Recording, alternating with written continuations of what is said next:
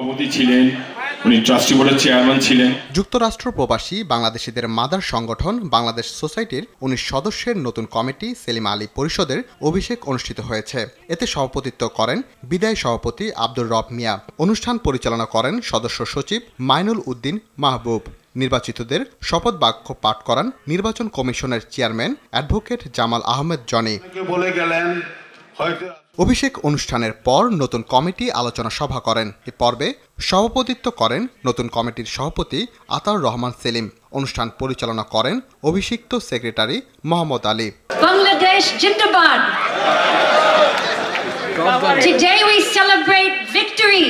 অনেকে হয়তো জানেন না, এই সোসাইটি অনেকের মেধা দিয়ে, যোগ্যতা দিয়ে, অর্থ দিয়ে আজ এই সোসাইটি এই পর্যন্ত এসেছে। একসাথে তুলে নিয়ে একটি পরিবারের ঘোষণা দিয়েছিলেন, 2টি বছর আমাদের মধ্যে কোনো ডিঙ্গা বের হয় নাই। এ সময় মঞ্চে ছিলেন ট্রাস্টি বোর্ডের চেয়ারম্যান এম আজিজ, নির্বাচন কমিশনের chairman advocate Jamal Ahmed Johnny, বিদায়ী সভাপতি আব্দুর রব মিয়া, সিনিয়র সহ সভাপতি মহিউদ্দিন দেওয়ান, বিদায়ী সাধারণ সম্পাদক রুহুল আমিন সিদ্দিকী, বিদায়ী কার্যকরী সদস্য ফারহানা চৌধুরী, বিদায়ী সহ সভাপতি ফারুক চৌধুরী, সাবেক সভাপতি আক্তার হোসেন, সাবেক সাধারণ সম্পাদক মোহাম্মদ হোসেন খান, সাবেক সেক্রেটারি ফখরুল আলম, সাবেক ভারপ্রাপ্ত সভাপতি Abdur Rahim Howlader.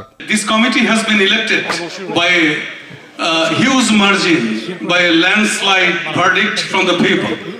So this committee is a powerful committee. একটি জাতীয় পতাকা পেয়েছি, একটি জাতীয় সঙ্গীত পেয়েছি, বিশ্বর মানচিত্রে একখণ্ড জায়গা পেয়েছি। সেই দেশ আমাদের প্রিয় দেশ Bangladesh. We are gathered here tonight to celebrate the installation of Bangladesh Society's newly elected committee. This event holds special significance as we also honor the spirit of Bangladesh Victory Day. বিশেষ অতিথি ছিলেন নিউ ইয়র্কের বাংলাদেশ কনসুলেটরের consul general Nazmul Huda, New York State assembly men Jennifer Rajkumar, mayor অফিসের chief administrative officer Mir Abdul Bashar শুভেচ্ছা বক্তব্য রাখেন। আর প্রধান অতিথির বক্তব্য New York City mayor Adams Bangladeshi কমিউনিটির কল্যাণে সব ধরনের সহযোগিতার আশ্বাস দেন। আসসালামু আলাইকুম।